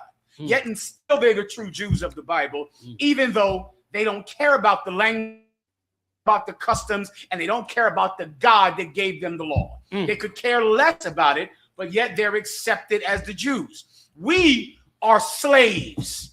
We are spicks and niggers and savages, and we are on the bottom of every society, and we love the Lord our God in those societies. We love God from the projects. We don't eat pork in a country where pork is legal and where pork is encouraged. We don't eat pork. We don't eat shrimp. We don't molest children. We're not like Donald Trump and the Proud Boys and the January 6 people. They're rich and run the country, and they still molest children, and they still trash the Congress. We are better Jews than the people that everyone accepts as Jews. We're better than them. We're better than them by blood, and we're better than them by conduct, by morality. Think how much more we deserve to be called Jews. Yeah. We deserve it. Right. Like if you're gonna go on merit, please, what you saying? No, what you saying truth. is right. No, I don't want to No, interrupt. hell no, Go ahead. please, sir, go ahead. I'm just saying, if you're gonna call it on merit, if you're gonna look for us through the merits of what we do, we are way better Jews than them. We're better Jews than they ever be, because they totally immoral, selfish, rotten people when it comes to what they should be doing as a Jew. And let me tell you, and I've been to Israel several times, and they filled with all kinds of witchcraft groups claiming to be Jewish groups. Like, you see how they name that group? Yeah. They got hundreds of those little groups, and you don't even know who the hell these people are or what they tenets are until they tell you, and them tenets are always something against the scriptures. But yet they all included like they're all Jews. Like the Hasidim might be a big group, but there are tons of different types that are break-offs from the Hasidims that they still consider Jews, but meanwhile they're doing all kinds of things like what we're reading about right now. What you're saying is right. Please, General, I know. Okay, when I was in the oppressors military, right, and during that first Gulf War, one of our stops was Tel Aviv. We got off, we trained out of the desert with IDF and all that. We did all that, right? We had leave in Tel Aviv, right? On the boat, you want to get on the boat, go party, have fun. I never forget, I got off the boat. It was the first day of leave in Tel Aviv. We went in town. Cat said, yo, my man. What's up? And I was with my homies. He said, listen, man, I got this, something. See over here. You give me a couple $, man. Let's work out some money and get you some, some coochie. I said, what? I'm like, hold up. Now, in my mind, this was dope. Okay. I mean, I was in the oppressive military. I was young, but I was raised up that this was supposed to be the holy place. How this cat in the holy place trying to sell me some draws? I couldn't, it was messing my head up. And I couldn't get it. I'm like, huh? Like, what the fuck is going on? Like, this cat trying to sell me some draws. And he was trying to sell us the draws. I said, get the hell out of here. It blew my mind. It blew my mind. Yeah, because the impression you got is this the place where people trying to be holy at. Yeah. This is you think you're gonna come in and find, people praying, which you do. You can find all of that, but you're gonna find some of the horriblest things you ever saw. And the confession is good for the soul. When we went back in the 90s, a couple of the chief head priests were out on the beach, decided they was gonna go out on the beach in Tel Aviv by the Mediterranean. And some white Jewish girls came to them and said, listen, we got a tent about, 100 yards up. You just go straight back this way, go in that tent for $100. We can break y'all off. And they looked at these nasty little Edomites like, he was the devil, but we didn't know he was that. You better get the hell up out of here. They were mad as hell. I laughed on the side. I'm on the side. I laughed like hell. And we all had a laugh about it because it was like, it became confirmation for you that this is not a land where people are trying to be righteous and holy and all of this. And even in Jerusalem and the old city, you go up in the old city of Jerusalem. I don't know about now because I hear they kicking out all the religions. But back in the day, you went in there in the old city of Jerusalem, you had every single kind of crazy religion you ever heard of had some kind of temple in the old city. You go up in there, man, some people have like a little cave, just a cave in the rock. And you see little Ethiopians in there with white robes on, worshiping God knows what in this whole area, supposedly their way of worshiping Jesus. A mess, which is why the Lord bringing it all into destruction, just like y'all said. Right. Yeah, right. And none of these heathens, got the faith that the 12 tribes got. Officer Godiwan made a video asking these Christians, asking them, if you find out that Jesus is black and you see that it's a fact that he's black, would you worship him? And they always like, no, they would not. And he let them know, you see that? You see something about yourself? Black people, when we thought Jesus was white, we did everything to worship that white Jesus because we got more faith than you got. You Christians ain't got faith like black people got faith because we was willing to worship a white God if that was the true God, if that got us the kingdom of heaven. But you people are saying if he's black, you don't even want the kingdom. So he proved on the video that they faith was weaker. We had real faith. The 12 tribes of Israel, black and brown people, had real faith in following God, and the heathens just don't. They act like it, and they make the world believe it, but they do what they want to do, and they don't really believe in a God. I yield, sir. One thing, sir. Please, just to back up General Mayak, if I could. These white people that go over and they form that country in Israel, right, in 1948, I believe, sir. Yep. If it wasn't for that country, they'd be living somewhere else, and they wouldn't even acknowledge that they were Jews. Yes. They would change their name. When they were living in America and in New York and in California and in Russia, they were Smith. They had some German name. If it wasn't for that country, they wouldn't even be Jews. They'd be walking down the street, celebrating Christmas, eating pork, and hiding their Jewish heritage. They wouldn't tell anyone that they were Jewish. They get some old goyim white woman with blonde hair. They tell everyone, oh, my name is Smith. Meanwhile, their name is Smitherstein. Yeah. But they knock off the steam. Right. Make sure you don't. Oh, God forbid. Until they got their country. Now they Smitherstein because they got nuclear weapons and gold and riches and oil and ruling the Middle East. The only reason they're even Jews is because they have that country. You right. Without that country, they'd be in California and they'd be Smith or Ford, not Forgensteckel or Smithenstein. Listen, if I could, can I back you up? Please, sir. Tons of them went and settled in Texas and changed their names. Them Texas ranchers and them Texas Edomites, a lot of them are so-called Jews. And now let me go a step further. They were not trying to settle in Israel. They were trying to settle in South America. They were trying to set up in South America.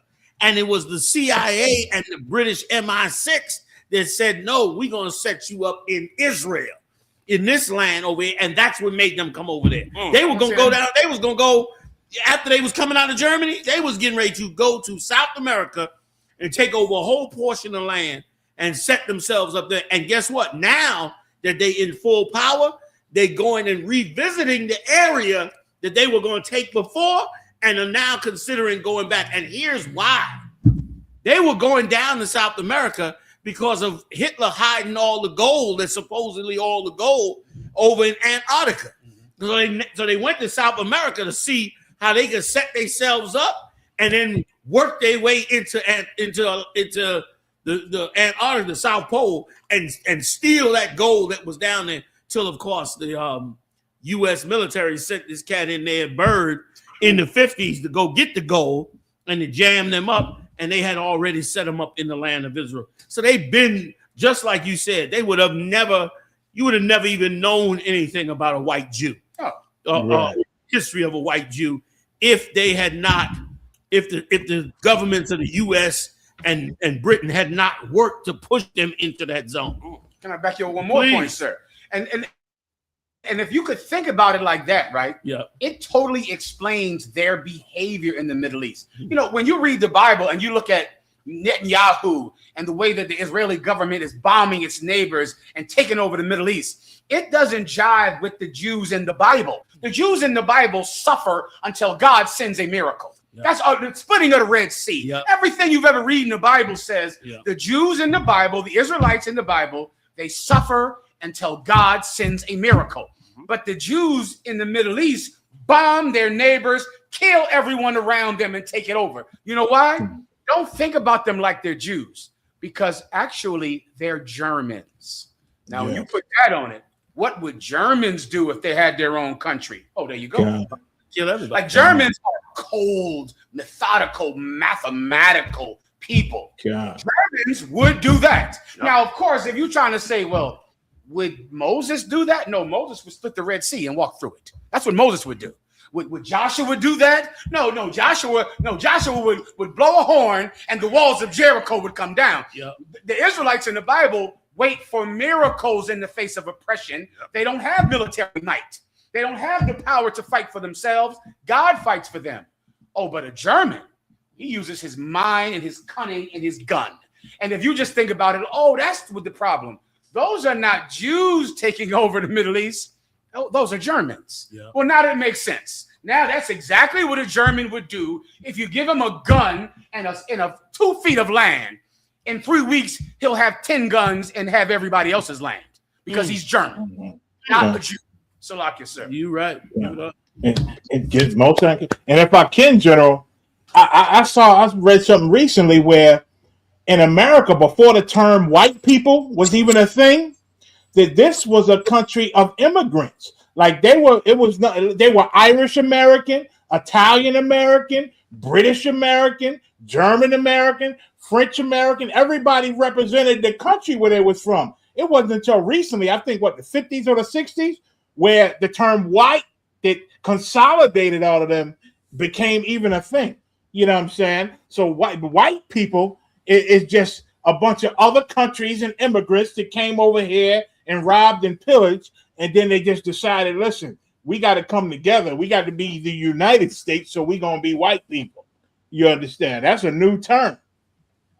I yield, sir. Yeah, I'm right. That's a fact. What Jeremiah just said. They invented that term. Like that was just to unify them against black people, and that was that.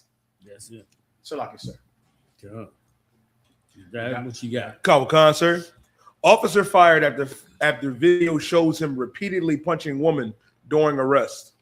Oh, they actually fired him. Con.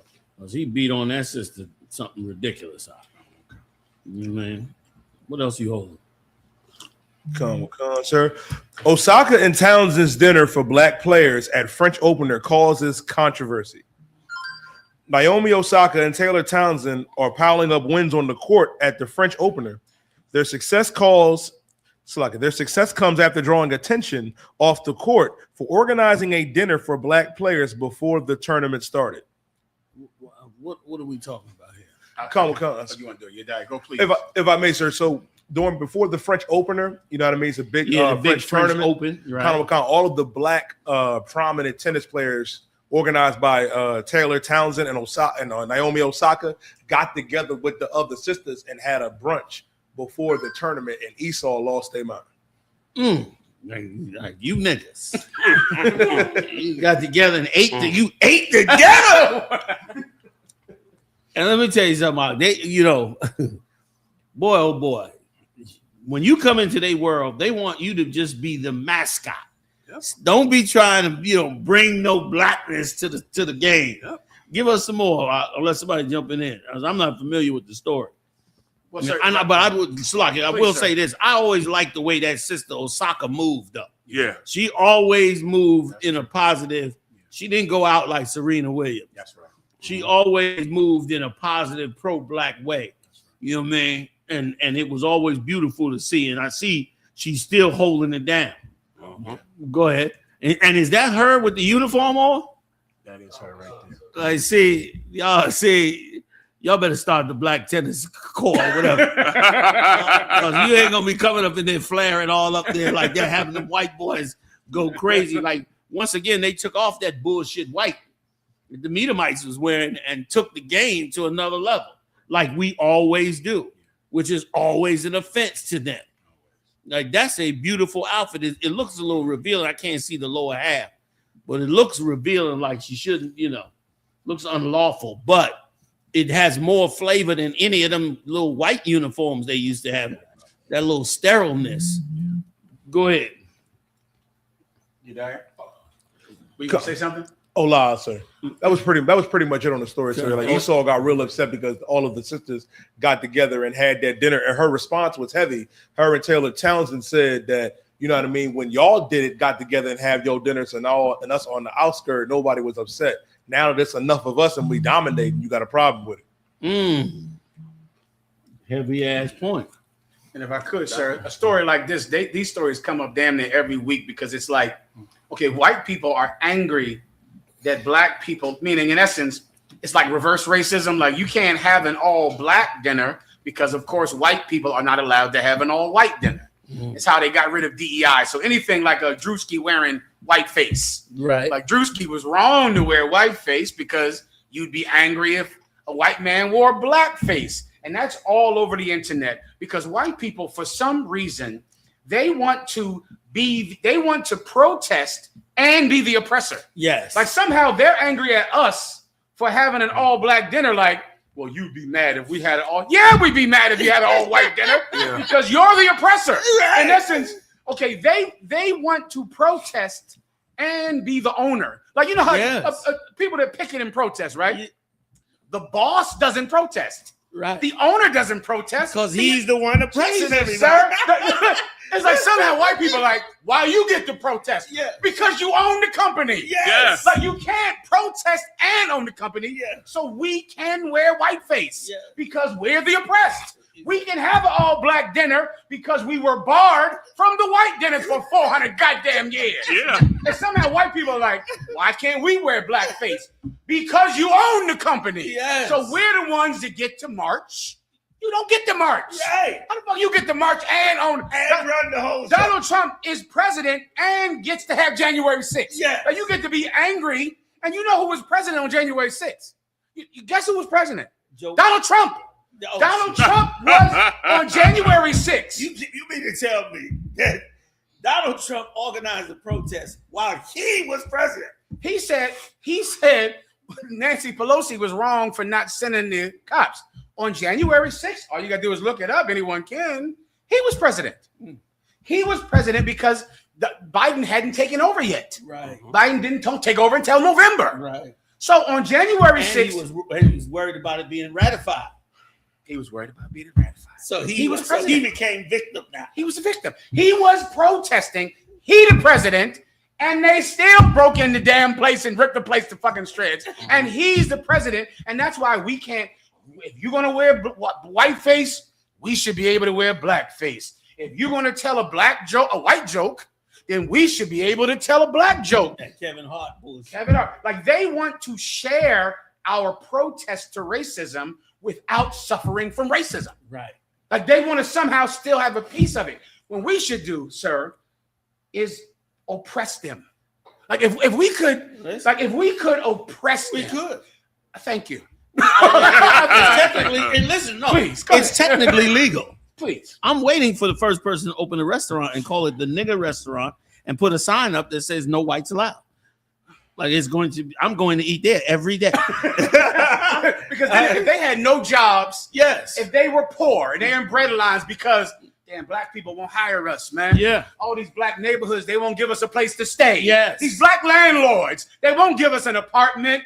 Listen. Now, okay, go protest now. Go out and say we're poor. But how do you own the thing? And I can't have a black dinner having the right to have a white dinner. And if I could add to what you're saying is so heavy. Because at the same time, the Chinese, the East Indians, the Arabs all have businesses and prospering in our neighborhoods, and they don't have to protest anything. But meanwhile, when we finally get tired of it and decide to protest, you are so right when you say they turn around and say, now they're the victim. When you done destroyed us, took everything from us, gave it all to the heathens, and now we just decide we want to say something about it. And what do? You turn out to claim yourself to be the victim.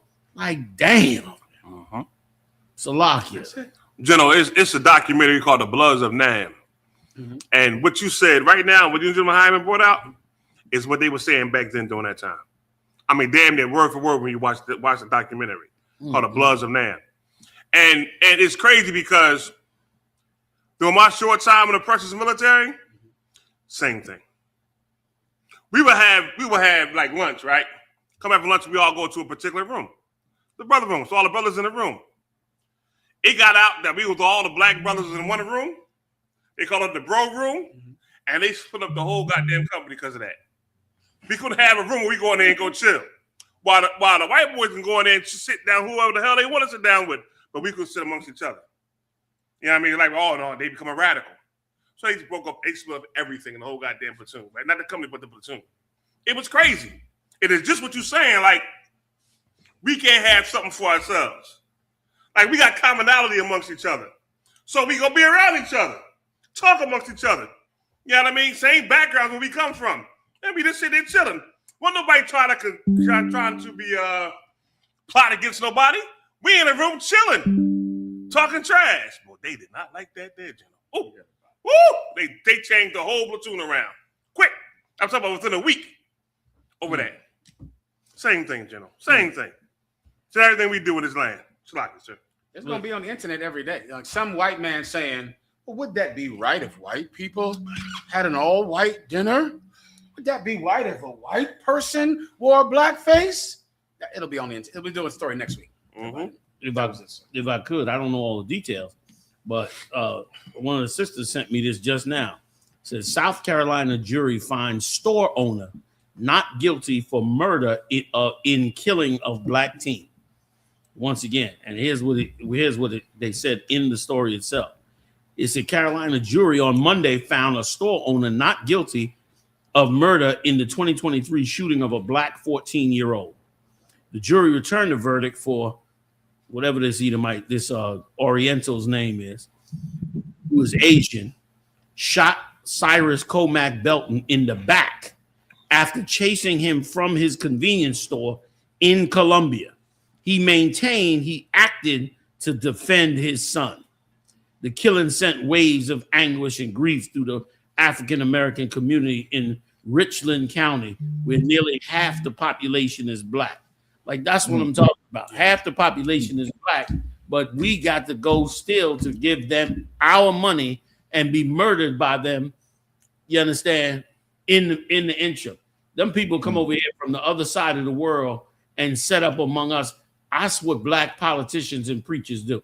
Every rotten ass Christian preacher that tell you Jesus love everybody is a goddamn devil. You hear me? If Jesus loved everybody, then everybody would be loving us because they all worshiping the white Jesus. Yeah. You understand? But the only ones I see giving all of their soul over to the white Jesus is black people. You know what I'm saying? They said they chased him for over 130 yards before he claiming he did that to defend his son. They basically a white race, especially in Richmond County in North Carolina. They about racist as they could be, even though half the population is black. And that's what they love. They love a county, a city, a town where half the population is black. Why? Because they take that population of blacks and Latinos and make them the slaves for that city. Like the city prospers because every heathen that comes there to set up shop can make money off of these poor blacks and Latinos. And we, of course, sit there like dummity dum-dum and just suffer and die because we listening to rotten-ass Christian preachers and terrible politicians. When if we really in the right spirit, all the black half of Richmond County would only be shopping and buying in black stores. And those black stores would be buying housing for black people. And then black people would eventually say, I'm not housed, don't house me in no place where some other heathen owns the place. And before you know it, black wealth would start to come back. Segregation was an abomination to us. Right. Like black wealth was, remember all them stories we pulled out in your class, them stories about them rich black people who didn't want poor blacks to come. They was rich because black people could only buy from them. Like you was a dentist and became rich. Why? Because your black people was the only ones that could come to your dentistry. Had black people not been forced to come to your dentistry, you would be out of business. Right. So black people who got money from black people became the very haters of black people. Like we in a trick bag like never damn before. And boy, only through learning the truth about Christ do we figure out how in the hell we get out of this brainwashed mindset and booby trap of this type of captivity, man. Like I'm dying to see when we work together for us and realize why we got to work together for us. I mean, I'm here in Philly. Every liquor store in the entire city of Philadelphia is owned by Oriental. I mean, it may be few and far between owned by somebody else, but I don't know. Y'all tell me. Every liquor store I've ever been in the city of Philadelphia is owned by Orientals. Yeah, that's true. Besides the state. Yes, sir, you're correct. Besides the state stores I'm talking about. Yep. The state, and I ain't too sure if the state ain't got an agreement with them too. You know what I mean? Because they running most of those. Yeah. Those are the kind of things they get to have, and we don't have no black politicians or preachers that show us the right truth. You're gonna offend an oppressor if you try to get away from it. Like anybody telling us to join an oppressor means he don't want that oppressor angry, which means you got to joining him means making yourself a slave. You don't want to be a slave, you're going to offend some people. You understand? If you don't want to be a slave, you're going to offend somebody. And boy, we need to do it so bad. We need to wake up, and this is what they fear. You understand? This is what they fear. I'm not trying to go get no gun to go march somewhere to scare white people, to make myself feel like, you know, I'm doing something. All I want to do is see my people come together and cut these nations off. Yep. And watch us grow like a wildfire. Watch us grow like they've never seen before. Watch us return back to the Lord. Watch us find our identity. Watch us, like these nations got their own religion, the whole nation. You go to Iran, why you think Iran is together? Everybody over there damn near believes in the one religion. They got a few outcasts, but they all believe in the one. And guess what the problem with us is? All of us believe in one, and the one we believe in is the religion to help the white man. What a goddamn mess, man. I yield. Salah. You know, this is a law. I know I learned this law when I was in the police academy. You cannot shoot a man in the back unless he poses a threat to where if you don't shoot him, he's gonna murder somebody out there in the street. That's what that was their defense in this case. They tried to say he was doing it to defend his son. Okay, but how? Right. Which is a lie. Of course, they don't give us the details. Yeah. That's what I mean, sir. How? Story, right. Like, how was he defending his son when a man is running away? He's running away. So was he chasing his son with a gun? He had it shooting? What was he doing? No. And they got it on video, Haas. He's running. He was chilling till a cat came out with a Glock 45. Then he ran. And both of these agents chased him across this parking lot into the woods. This cat running so fast, he ran out of his sneakers, Haas, dropped his cell phone, dropped his backpack. He was running so fast to get away from these two chasing him to assault him, and they end up murdering him. So I don't understand how they got some defense like he was any kind of threat. To back you up in Mayaka's Nahaz, remember, they arrested him. Yeah. The district attorney filed charges. Yeah. So they believed it was murder. Yeah. They believed he was not justified in shooting him in the back. Yeah. But a white jury in South Carolina said he was not guilty, and you could have took a time machine and had the same result in 1963. In that same time, the same thing would have happened. There would have been no change at all. And of course, once again, they don't want us to have all black dinners. They don't want us to wear white face. They could wear white face after 400 years of slavery. They could have all black dinners after 400 years of slavery. After going, you know how many times? I bet you black people in that town, sir, knew it was going to be not guilty.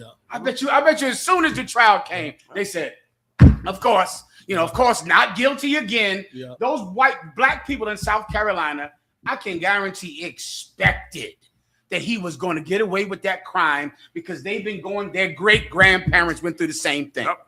Right. It's Rodney King all over again. Shit. Like in Richmond, South Carolina, a black person should never walk into an Asian store again. Yep. Like every Asian store should be closing down. Yep. Not because somebody's making them afraid, but because they are no longer spending their money in that Asian store. Like, do you know how much money comes out? I hate to keep bringing it down to dollars and cents, but I'm gonna tell you, like Moses said, that the Lord got a nation flowing with milk and honey. The Lord ain't asked you to go there for nothing. Right. He said, if you let me build this nation for you, it's gonna flow with milk and honey. But it can't flow with milk and honey when all the wealth is flowing to the other heathens. Like these people are getting rich off of us while we grind to death to nothing, into powder. We can't even pay our bills and all that. It's insanity in this place, man. I yield. Dude, I used to be so afraid when I was in law enforcement chasing the cat that I knew if I shot him in the back, I was gonna be crucified. One time I had a case incident where I did pull my firearm out. I chased him, but okay, I was not gonna shoot him in the back unless he turned towards me. He would have to turn his body all the way around where I seen the gun in his hand pointing at me, then I'd have got him. Other than that, there wasn't no way. Wasn't no way because of what they taught us. I'm like, I'm going to go to court, and they going to crucify me because I shot this man in the back, no matter what he had in his hands. Like, and I can see that the jury siding. Officer, didn't you know better? Wasn't you taught something? You passed the academy, right? You are upholding, took an oath, something. I'd have been done. So why ain't these things still applied to these other nations? Exactly. It goes back to what you taught us, the beast and the prey. The beast and the prey. In the Bible, in Ezekiel 34, it tells you who the beast is. The beast are other nations. Who the prey? You 12 tribes of the nation of Israel. You the prey. It goes back to that. And that's why he's able to get away from it. Yeah. Like they're humans. They're humans that America gets money with. They're humans that America gets money with, and we are just still insignificant. Exactly. I yield, sir. Exactly. And listen, and they don't want to give you justice also too real quick. I'm coming to both of y'all because if they give you justice, you might start calling for justice from all the incidents. Yeah. Then you might decide to just cut these people off. And then really you're going to damage their economy and make our economy wealthy. Yes, sir. And because they don't want that, they got to keep giving you no justice for what happens to yours. Salaka, I had Yediah and then I had Marab. You want to take it first? You had a comment, Yediah? Oh, concert. There was a big story in Jamaica about this Chinese hotel that only allowed Chinese and white people to stay there. I ain't telling nobody to do this, but they burned that shit to the ground, sir. Damn. Benjamin burned that to the ground, sir. Salaka. Come on.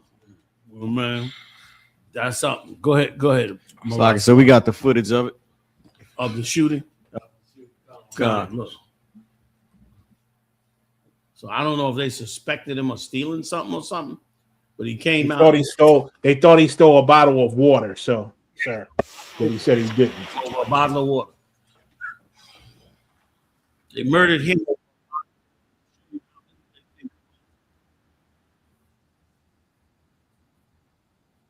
A child.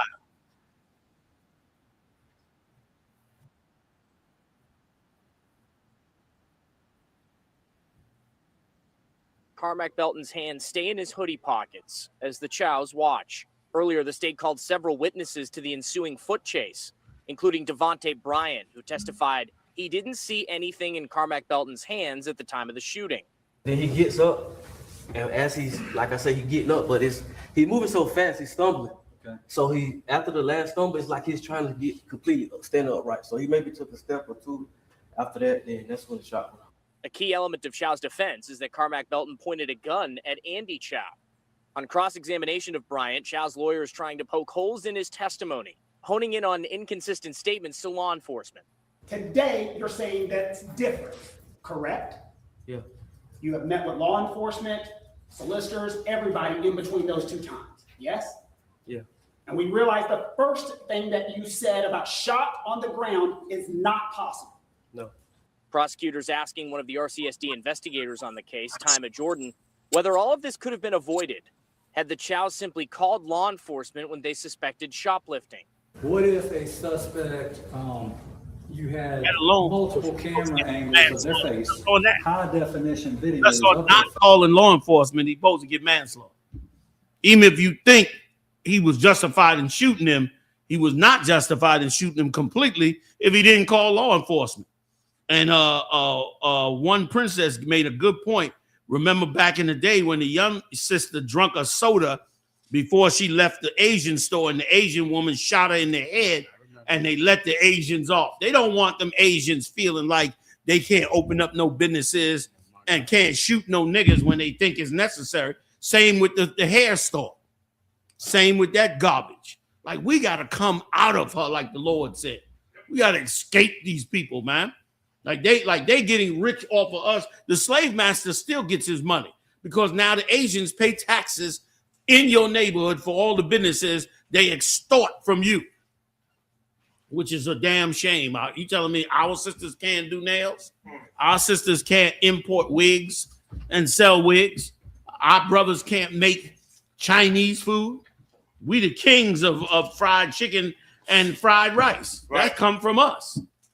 Like, we in hell because our spirit is broken and we got horrible, horrible leaders. And that's why, like I mentioned earlier, you got to be wise, brothers and sisters that's out there.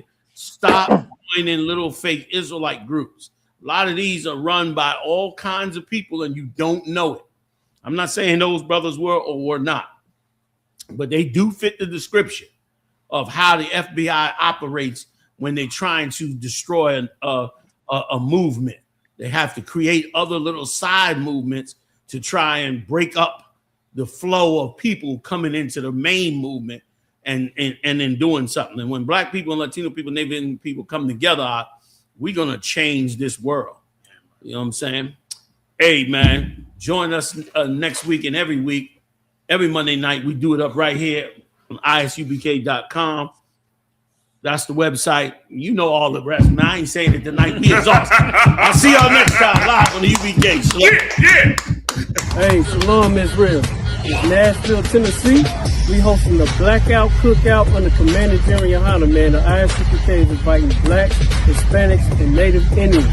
July the 2nd through the 5th. You gotta be here. If you're not here, you're not trying to black your city out. We are. Shalom.